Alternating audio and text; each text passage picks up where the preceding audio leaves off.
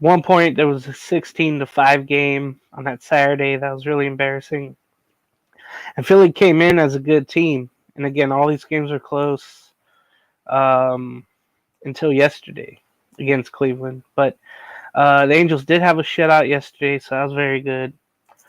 But uh, more of the same where the pitching is not doing it great.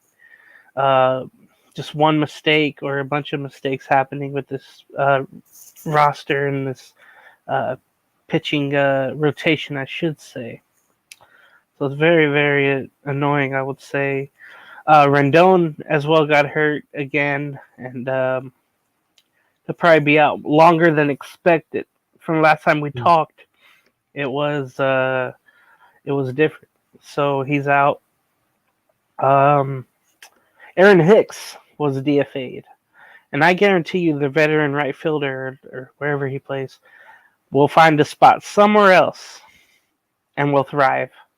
It's just funny how it goes with the Angels sometimes, where once they leave, once they go somewhere else, they'll do better right away. I guarantee that with Aaron Hicks. So the Angels right now, they're playing a bunch of young guys, and without Trout, the attendance has really, really dipped. One thing I can tell you, the Angels already put 50% off certain tickets and certain games, and this is Really? already in May. Like they do this in August and September, but without Shohei Ohtani, without a chance in the world to make the playoffs or anything like that, despite being only how many games out? I don't know, now it's 7. It used to be 5.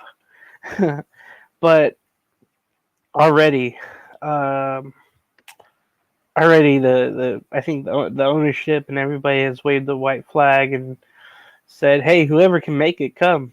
We'll discount the price tickets for you." So that's really upsetting. Knowing in the West, like it's winnable, but even Oakland's better than the Angels right now. Oakland somehow is putting it together. It's just crazy to think, but a lot of happenings with the Angels going on, unfortunately. So this weekend, again, there was some good matchups that I mentioned. Some were duped by rain, unfortunately. Hmm. The Pirates and the Rockies played, and the Pirates won the last game of that 5-3 today. The Nationals and Blue Jays. This has been a series going back and forth, and it's more about the Blue Jays. Remember, guys, they start the season really off. They had a little streak going on, and now they're off again. I think they lost their series to the Nationals, and look at this. Washington is 500, like the A's are. It's just weird. Um, what was it? The Yankees and Tigers. The Yankees won that series. Rays and Mets had a fun little series there in Florida. The Mariners and the Astros played. The Mariners took that one. The Rangers defeated the Royals 3-2 today. I think they Yeah, took that series. they did. Yeah, and look at the Royals. I mean that's pretty amazing too to see how they are. The Twins finally lost, but they won the series over the Red Sox. Red Sox did win 9-2. The White Sox and Cardinals. White Sox did win 5-1, but it was more of the same for the White Sox this weekend, and that was done in rain too. And I don't know if you guys saw that, but they had an umpire stop the game when all they needed was one more out or one more strike, I should say. It was already pouring, and he could have stopped it so much earlier. And then they came back like 3 hours later, and the last strike was way off the plate, and that frustrated the Cardinals on Saturday. That was just really unfortunate for CB Buckner, the home plate umpire that day. The Cubs shut out the Brewers 5-0. The Marlins won 12-3. That stopped the A's streak of 5 in a row. The A's now, excuse me, are 17-18. But there was a game yesterday. Oh yeah, the A's defeated the Marlins 20-4. I want to say, and that was just surprising to me how the A's could score that much, but they were playing the Marlins. The Orioles and Reds. What I hope one day will be a World Series matchup. Baltimore today won 11-1. The Padres did take 2 out of 3, but they lost in Arizona today 11-4. And then the Dodgers won 5-1 over the Braves. I think they won that series. The Phillies defeated the Giants 5-4 and won that series as well. Any series stood out to you, Chris, this weekend? No, I guess the Ranger series only because, like you said, there's been a lot of rain delayed games and delayed games in general. I'm gonna go Kansas, in Texas. And this series, of course, was in Kansas City. I saw Saturday you guys put up 15 over the Royals. How about you, Greg? Was there any series that stood out to you? I know we had the Dodgers, Braves. We had Orioles, Reds. Well, I think the one series that always stands out is pretty much any series that involves the Phillies. Right now, the Phillies are playing the Giants, and it just seems like the Phillies are one of those teams that never can. They hardly ever win on games that should be a slam dunk, but then they end up winning games that they probably shouldn't win. And they'll throw Zach Wheeler out there, and for some reason they can't score any runs. But then they throw Taijuan Walker out there, and they get 5 or 6 runs for him. So the Phillies are playing interesting baseball. They have a decent record, but it just seems like every time they have a game that they should be finishing someone off, they end up losing that game. And it's just kind of the weirdest thing to see. It doesn't matter where they're playing, if it's at home, or if they're playing on the road. If they have a better pitching matchup, for some reason, they end up losing it. But then they throw a mediocre pitcher out there, and then they get like 7 runs for him. It's just anytime they're playing, it's kind of like, wow, what's going to happen? Because they're just not consistent at winning the games that they're supposed to. Yeah, and Thomas had that great comment there about Trey Turner. I'm trying to find the injury he had, but I know that he was going pretty well, and just unfortunate that he'll be out for some time. I'm trying to find what it is, but he's always a back and forth player, it seems like. But this time, they pretty much really need him. So I'm gonna look that right now because he's a very, very good guy. For me, it's always like 6 weeks with the left. Well, shoot, one says 10-day list, but this must have been a different with a hamstring injury. And it looked like it was suffered Friday. Yeah, Friday night in that 4-3 win over the. Thank you, Thomas. Yeah, hamstring strain, 4-3 win over the Giants. He says he hate being hurt. He started all 3 of the games the Phillies have had. A huge loss, like they mentioned, big blow. And when he's right, the Phillies are right, and there's no doubt about that. Okay, speaking of the standings, let's go to those right here, right now. In our West, Crispy Bacon, it looks like Seattle has overcome everybody. Yeah. They've been hot as of late. They're 19-15 in first. The Rangers, though, are right there, a half game back, 19-16, and then you have everybody else. Oakland at 17-18. That's a huge surprise, though. They're only 2.5 back in the West. And now Houston and the Angels are tied for 4th, both 7 games back. And it's a definite surprise of Houston because they sent down Jose Abreu. He accepted assignment to go work on his craft. And it reminded me of Alex Manoah. You guys know who that is, the pitcher who was on or who's with the Toronto Blue Jays. And he keeps getting sent down to like rookie ball to face those guys, and he struggles there, and he comes back up and struggles up at the major league level. That's bad when you struggle in rookie ball. Yeah, when you're facing True. those guys, you never see this. I think in any other sport, maybe in soccer, like maybe if you're really struggling or something. But like in the NBA, if you get sent down to the G League, you're probably not a star player. And in the NFL, there's nothing like this. You would just get Yeah, released. it's not like you're going to the UFL, the XFL, whatever, Yeah, to work on. I've never like only in baseball, and I can't remember ever two guys like this. In stature and former All Stars, probably All Stars the same year in 21 when Jose Abreu was a White Sox and Manoah was a Blue Jay. Both are former All Stars, and both have been sent down and brought back up, or Abreu will be. But it's just a shocker for Jose Abreu.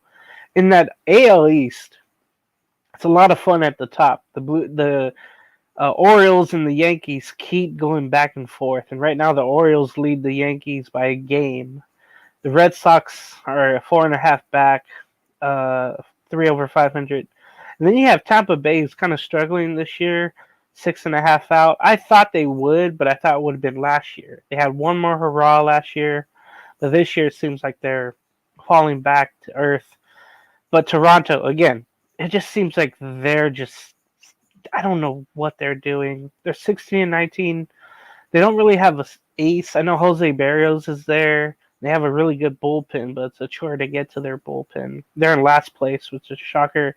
Now, guys, in the American League Central, it's really amazing to see what's going on, other from the White Sox. The White Sox are 8-26, last placed, whatever. It doesn't matter. But the Cleveland Guardians, who took 3 from the Angels, the 10 games above 500 in first. The Twins are 19-14 because when they've won 12 in a row, they went from fourth to second just like that. They're tied for second with Kansas City, 2.5 back, and Kansas City's 5 games above 500. That's amazing to see. And then Detroit they had a hot start. Now they're kind of falling. They're 2 games above 500 in fourth and 4 games out. Still, they can get there. It's pretty amazing to see. Now in the NL, you got the NL East, and the Phillies lead only by 2, 2.5, I should say, to the Braves, who also had some issues. So it's funny to see these two fight it out. But for the Nationals to be 500 is just amazing to me. Everybody had them slated to be last place, not even close to anything. But they're only 6.5 out. The Mets have kind of risen. They're 2 games under, but they're 7.5 out. And then the Marlins, who pulled off or traded a big piece away. We'll talk about that. They're 10-26, 14.5 out. NL Central is pretty fun if you're looking at the top. The Brewers are 20-13, and then the Cubs are right behind them at 21-14, right there for first place. And you have the Reds, Pirates, and Cardinals, who are both kind of behind each other, trying to get that third spot. And then you have the Dodgers and the NL West. We knew they were going to be there. They're 5.5 ahead of the Padres, who are 1 game under. Arizona, who's kind of underachieving with the Giants. And then the Rockies are 8-26. You just knew they're never going to be anywhere. Greg, I'll start with you. What stands out to you about these standings in both leagues? I think that when you look at the standings in both leagues, I think that one thing that stands out is Crispy Bacon's World Series pick from last year, the Kansas City Royals. We all thought he was crazy last year when he picked them, but I was crazy last year. I think he was on a 5-year plan. We thought it was going to be closer to about a 15-year plan, but the Kansas City Royals, they have excellent pitching. Cole Reagans is pitching deep into games. He's been a really bright spot for that rotation. And they just have a lot of young live arms in their rotation that are getting a lot of big innings, a lot of big outs and strikeouts. Brady Singer's pitching pretty good. Bobby Witt is hitting good. The Kansas City Royals is just one of those teams. They were kind of scrappy last year, but they had a really bad record as well last year, but they were in some games. They ended up winning some games that they probably shouldn't have either. So this year, they're hanging right in it, and uh, you know, in the AL Central, that's probably the one division that you'd want to be in if you're a team, even if you're kind of just flirting around with 500, because um, the last few seasons, teams have been making the postseason, and they really haven't had the greatest of records. So the AL Central always seems to be one that's always up for grabs and always comes down to about the last few games to figure out who's going to win that division. How about you, Chris? Any of these divisions or standings standing out to you here? The AL Central, or maybe the anybody else? I think a lot of people are probably surprised at Cleveland being good in Baltimore. I know, like Thomas is saying, Marlins need a new owner. Oh man, yeah. So let me comment real quick on that. Yeah. All their ownerships in the past, they've been really cheap with their spending habits, and then once they have a great player or a great batch of players, they fire sell them away. And we saw that. We're going to talk about that later, but it's happening again. And they get rid of the female general manager. Her name isn't coming to me right now, but it seems like she wanted to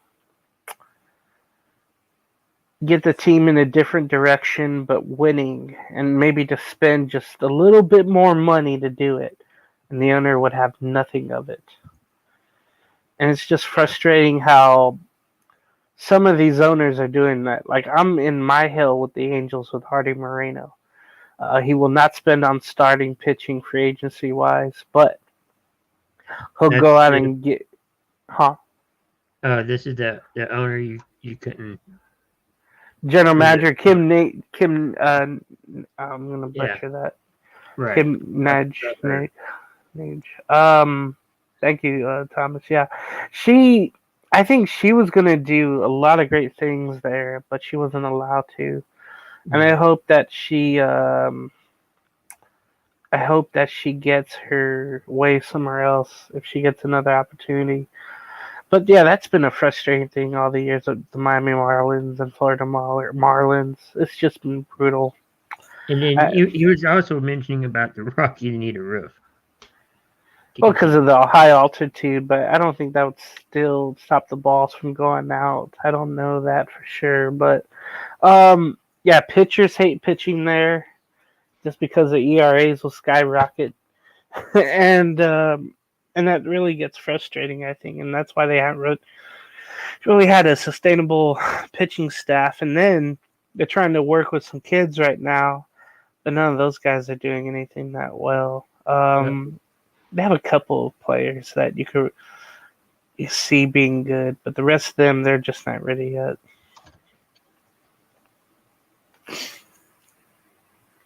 All right, so let's get to the next topic here. So on Saturday, Aaron Judge, I don't know if you guys saw it, but he was ejected for the first time in his career on Saturday. And it's one of these things where it seems like these umpires now, they take everything so personal, or they have egos, or they're trying to make a name for themselves. And one thing about baseball and in any sport, you never want to know who the umpires' names are. It's okay for a good thing, but when you're known for being a bad umpire, you're going to be known forever. We have a bunch of these guys in MLB. CB Buckner, Angel Hernandez, Doug Eddings. There's just a bunch of them. And I don't even know this umpire who threw out Aaron Judge. But like me and Chris are talking about it, where he's walking away, he said his piece. And it didn't seem like he cursed or anything either. So that's where I have a problem with it, where it's like, okay, he didn't really say anything. Oh, he said, "Oh, that's terrible," something else, and then he walks away. And then Aaron Judge gets thrown out. It's just I'm not even a Yankee fan either, but even I know that's just wrong. Where and it was early in the game too. I want to say on Saturday. I just feel like it's frustrating how some of these umpires are just they're only there to get recognized. They're making the wrong decisions just based on their egos. And it's just frustrating. So, Chris, what's your opinion on this ejection and the way it was handled? I think it was handled pretty badly. I mean, there wasn't anything too outrageous in all of that. I think it was just he was just frustrated. He wanted to say his piece without hopefully getting in trouble. It didn't work out. But at the same time too, you're gonna get more of that throughout his career. It just depends on the umpire that is officiating at that time. But I don't think the player has anything to blame about it. It's frustrating. What do you think about this, Greg? Like, if you're an umpire, how much would you take until you say, okay, that's enough? If you don't leave, if you don't walk away, you'll get it. You're gone. I'm a pretty patient person, so I think that I would be able to take a little bit more than some of these umpires that seem to have a little bit of more thinner skin than what we're used to seeing in the past. I think that if someone was pleading their case, I'd listen to them and everything, but I'd probably just set some boundaries, and as long as you're not touching me or cussing me out or something like that, I'll hear what you have to say, and don't let it carry over for an outrageous amount of time or anything like that. But try to deal with it, and listen, and be reasonable, and then move on. I think it's absolutely ridiculous. Some of the hair triggers that some of these umpires and referees and judges and whatever in all these matches and games are just displaying out there. I think that at some point you have to be able to have a little bit thicker skin, and not just let every little thing get to you and be ready to toss somebody at the drop of a hat. Aaron Boone got kicked out of a game and he didn't even do anything. It was a fan behind him yelling, and he got kicked out because the ump thought that it was him saying something. So, it's just getting a little bit ridiculous. And I can't wait for the powers to be to change, in baseball. I can't wait for Manfred to be gone. Maybe get a new regime over there, because it's really been about 85 to 90% bad news since he's been in business. So I think that they need a changing of the guard overall. How long has he been commissioner? Too long. I want to say since 2010, 11, or 12. Oh, wow. I want to say something like that. And then one thing too, he was not like bad from the start. You know what I mean? It's like it wasn't. Mm-hmm. It wasn't until pretty much the Astros, that whole Astro thing, where he didn't, punish them. He didn't do what he should have done, and he could never come back from that. And there were other things that he could have, stopped or made better. Oh, it was 2015. So it was January 20. Wow, it feels longer though. He's consistent. He over punishes on things that really don't need a lot of punishing, and then he doesn't do much with things that actually do need to be addressed. So he's been in an MLB front office, figure since 2013, but commissioner since 2015. Harvard Law School, so he's about that, I think, more than what's really good for the game or what's was the right decision. I would say maybe that would be the case.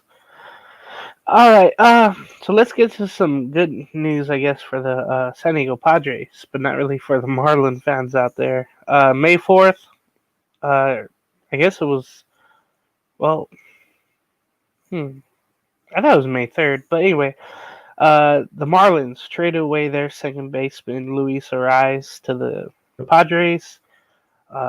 This was a deal in which the Marlins are paying the rest of the contract because this is only a rental year for Ariz before he's a free agent. They're eating almost of his 8.5 salary this year. San Diego will only owe Ariz the minimum salary for the league for the rest of 2024. So it's a really good deal for the Padres here.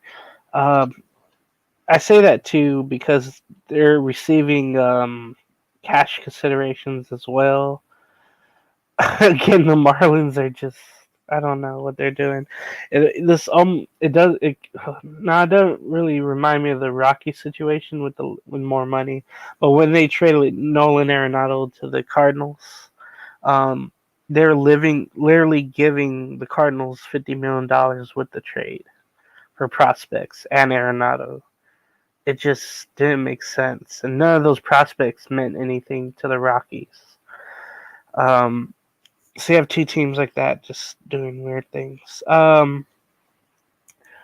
It's a rare May blockbuster. The Padres had to trade away to Miami 4 prospects: Dylan Head, Jacob Marcy, Nathan Mortarella, and then reliever Woo Suk Go. That's his name. Woo Suk Go, I think, was supposed to be already up with the team, but he didn't fare as well. And that was really unfortunate to see. If you guys remember what Ariz was acquired for, it was for Pablo Lopez, who's a frontline starter now for the Twins. And he's doing so well with Minnesota. And remember, that was at the end of 2022. And both guys are doing so well, so it actually worked out. And remember Rise, hitting or flirted with 400, batting 400, and then never did.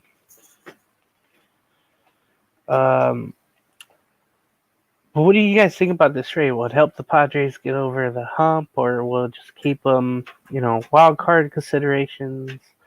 I'll start with you, Greg. I think that it's a really good deal right now for the Padres because they're not going to be out a lot of money. They didn't have to give up a whole lot, and then the Marlins didn't really get too much out of it. They let an old Duck go, and a couple other guys. Who knows if they're going to be doing much? But I think that it's kind of a really decent fit right now for the Padres because they're not going to have to shell out a lot of money, and they got a guy that can get on base and steal bases, and he still has a lot of good baseball, and he's not very old. So I like this move from a Padres standpoint because they're basically getting someone almost for free. Now we'll see if the Padres will be able to hold on to him because it seems like the Padres have a habit of getting really good players and bolstering a really good lineup. And then eventually when it doesn't pan out, they end up getting rid of a whole bunch of people. So hopefully, with this deal, they can make a little bit of money and be able to keep them instead of trading them off to the Yankees for a bucket of chicken and a couple minor leaguers like they did with Juan Soto. So I think that if it's going to be a long-term deal, I think that would be a phenomenal move for them. But if it's going to be kind of a short-term deal where they're just going to send them off to the highest bidder or whoever has a little bit more cash, in hand, we'll see. But I think that it would be a great long-term move for them because they got them so cheap this year. We'll see what happens. That's a rental move, and remember, the Padres already had to tear down their payroll. That's why they traded Juan Soto. They couldn't bring back Blake Snell and Josh Hader, and they're about $40 million less, I want to say, but they will recoup some money back from their botched TV deal. Chris, what does this move you think do for both teams? In the long term, will it help the Marlins do well? And then how much will arise with his hitting, but not his fielding, but with his hitting? How much will that help that offense even more in San Diego?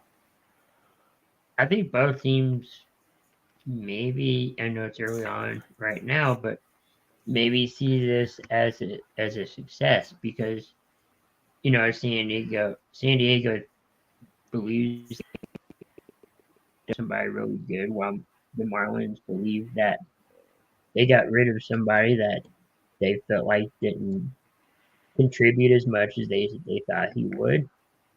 Now, as far as later on in the season, that's yet to be determined. And it is early on right now. Maybe down the road it's going to hurt, the Marlins more, and maybe it's going to help San Diego more. It's just going to be hard to tell. But I think right now both sides feel like they made the best move they could. Yeah, I just see that working out just for San Diego. I just don't know if any of those prospects that the Marlins got in return, I don't know if they'll be anything. That's why they're prospects. You don't really know yet. No. That's going to be the interesting thing. And again, Miami's just doing the same damn thing over and over again. Just like, hey, if they're any good, let's see what we can get for them, and just continually not draw anybody and just live like that. It's just ridiculous.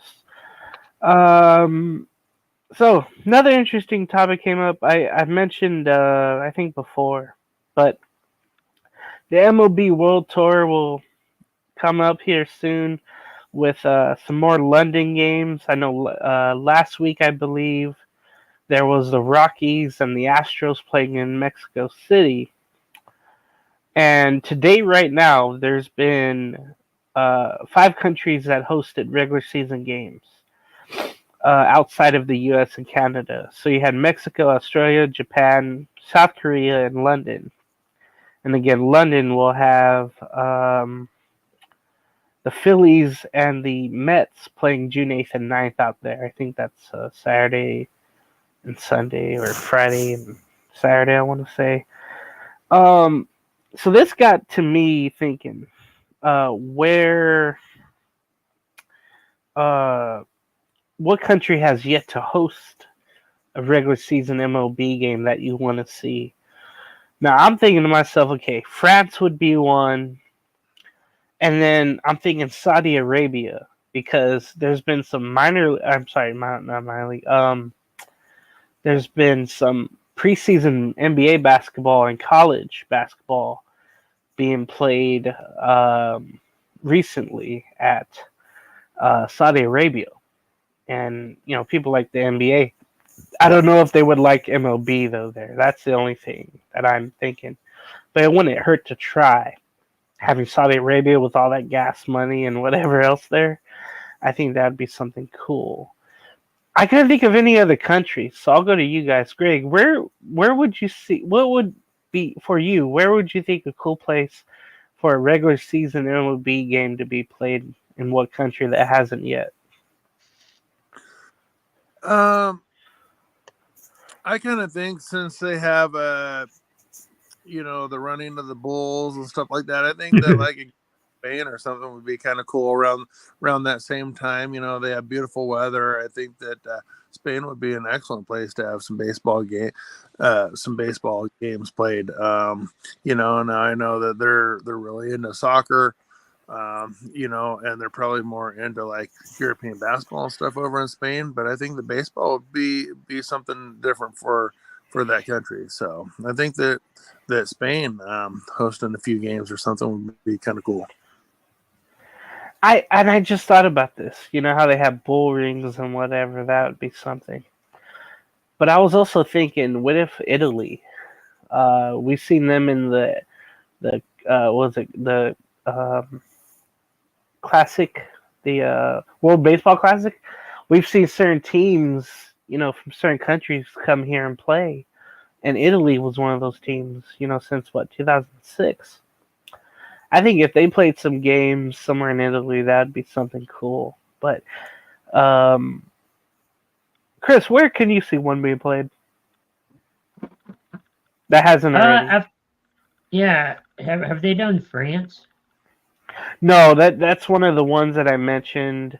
Saudi Arabia, they haven't, and then nothing in South America. But they have done like the Dominican Republic,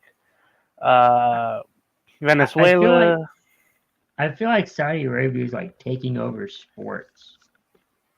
Yeah, remember they have that. The Live Golf. Yeah. In France would be okay, but I think that people would have a hard time. Well, they wouldn't have a hard time in France. They just probably wouldn't have a lot of hot dogs and beer. It'd be more like cheeses and wines, for your snacks. So, but I think that it'd be a pretty good place to have a baseball game, though. And one country, I don't think they'll ever do it. Some changes would have to happen. But imagine Cuba. I could see that, yeah. But a lot of changes would have to happen, though. There would have to be peace. There would have to be, back and forth. Okay, things going on though. It'd have to be, yeah. But that would be something. Any of that, but yeah, it's gonna take a while. Because if you see this, you have a lot of Cuban defector players coming to play in the MLB, and they have to sacrifice themselves for their families to do it. And finally get their families back and with them to the U.S. But we have so much Cuban talent that has come and played in America, as well as the Dominican and where else.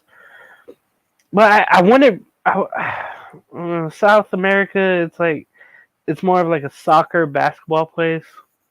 I don't think anyone would really care about. I wouldn't say necessarily care, but maybe it wouldn't draw as well. But just something to look into as that comes up next month in London. Again, the Phillies and Mets. Really huge baseball following, too. They actually have professional leagues in Austria, so that'd be another. Ooh. Okay. I can see that.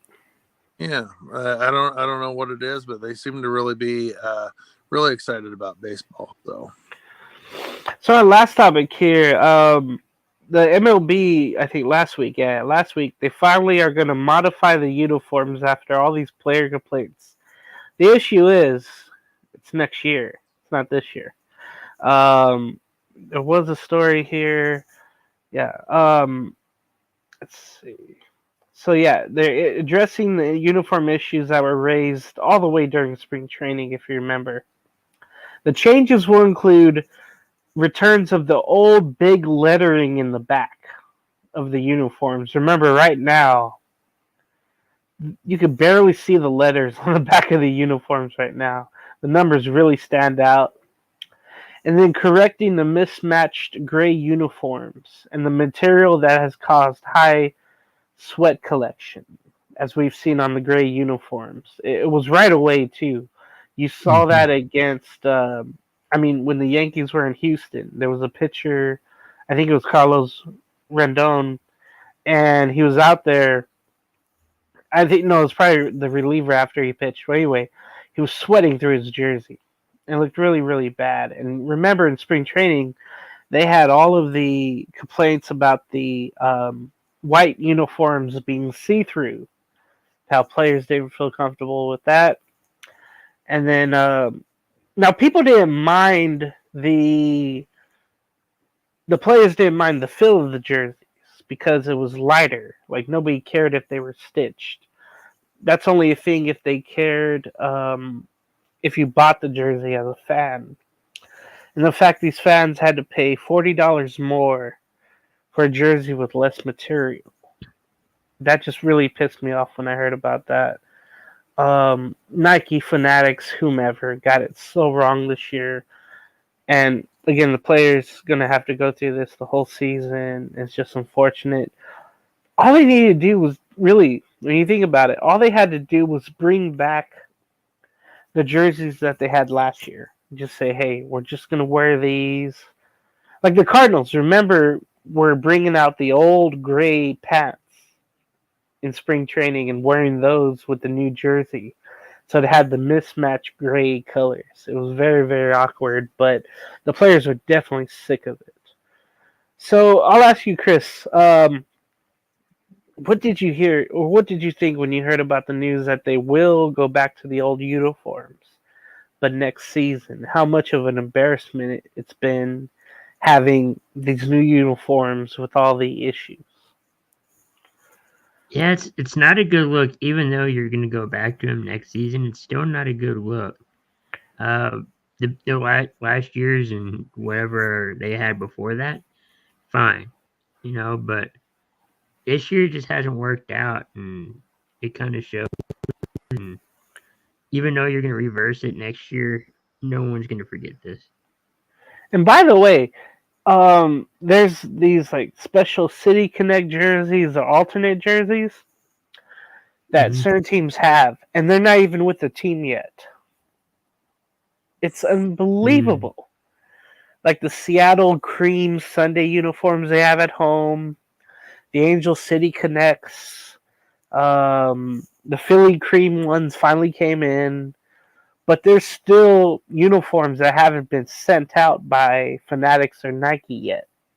So that's why maybe some of your favorite teams out there haven't worn a certain uniform yet because they haven't got them. Maybe that's like a supply issue, not having enough people working. But that's also another embarrassing level to this. It really, really is. It's really, really bad. Greg, what did you think about this uniform changes and finally going back to the older ones? But yeah, what do you think about this? Well, it's really unfortunate that there's stuff like this going on. I mean, we're in 2024 for crying out loud. I thought that we had all this behind us. We've been having this issue since the early 90s when George Costanza was working for the Yankees. Getting all those jerseys that were making everybody sweat and uncomfortable out there and overheating. So it's just really unfortunate because, these guys are going out there to play. I don't think they're worried as much about how, how great their uniforms look, but they want to be comfortable out there. They want to have a material that feels good. It's already hard enough to go out there and try to get a hit or a stolen base or, pitch several innings out there. So you want to be comfortable. You want your uniform to fit right. You want it to look good or feel good. It's just unfortunate that they're dealing with all this stuff.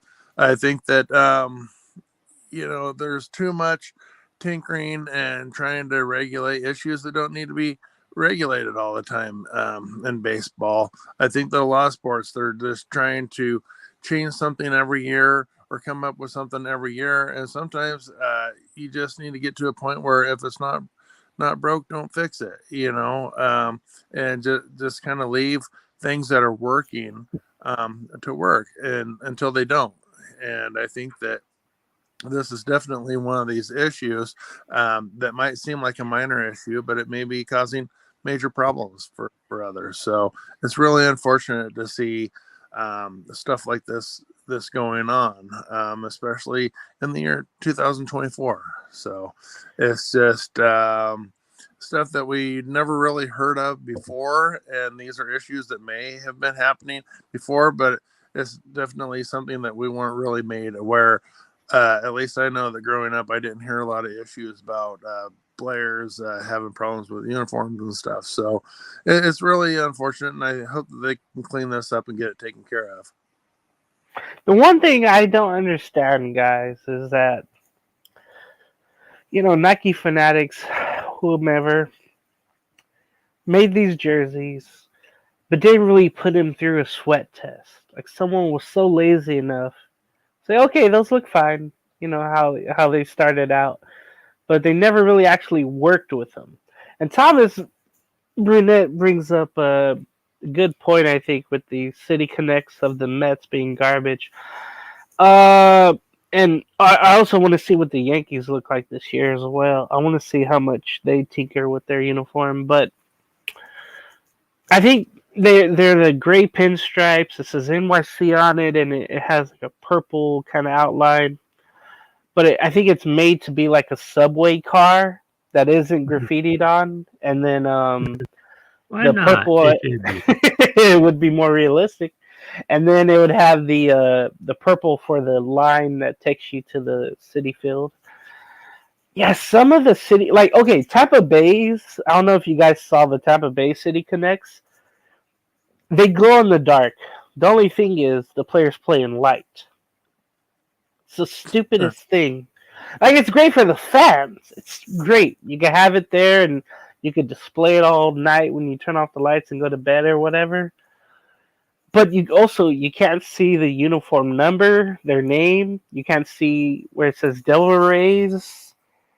It's these little common sense things that, like, either Nike or Fanatics is being just really lazy on. And I'm happy Thomas brought up City Connects because there's been some really good ones. And then ones you can't really explain, or you tried to, or they tried to explain it, but it just looks awful. Like the Padre ones, I get it. You're trying to make it look like one of your amusement parks colors, the ride or whatever it is. But then you represent it as, San Diego, New Mexico, or Baja California, Mexico, all that.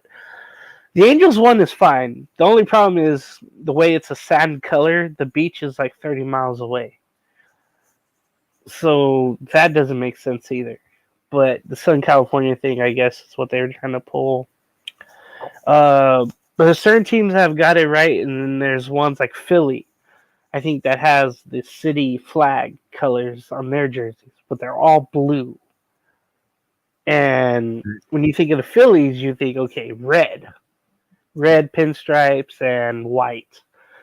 What they could have done literally was use copper for the Liberty Bell. Certain things like that. Like the Rangers, I don't think they've worn their City Connects yet because they haven't got them yet, I want to say. But those were kind of puzzling. But then I read, it's like a nod to the history of the Texas baseball and all that. But the way that they're wearing the colored pants just makes it look like a softball uniform from like the 70s or 80s. It just looks weird. The Cardinals, I don't think they've had their City Connects yet, but I'm interested to see what they're going to look like. Do you know, Greg, what they'll be or what you want them to look like? I don't know what they'll be, but I definitely think that you have to have something with the arch. The arches in. Something like that would be kind of cool. I don't think that the Cardinals, even though our season's not going great, I think that we'll probably end up that's for sure. Yeah, I really don't know. I think it's probably going to have something to do with the arch, and hopefully maybe just something like the Cardinal bats, the Cardinals sitting on top of the bat, and I really don't know yet what they're gonna do, but I think they can come up with something decent though.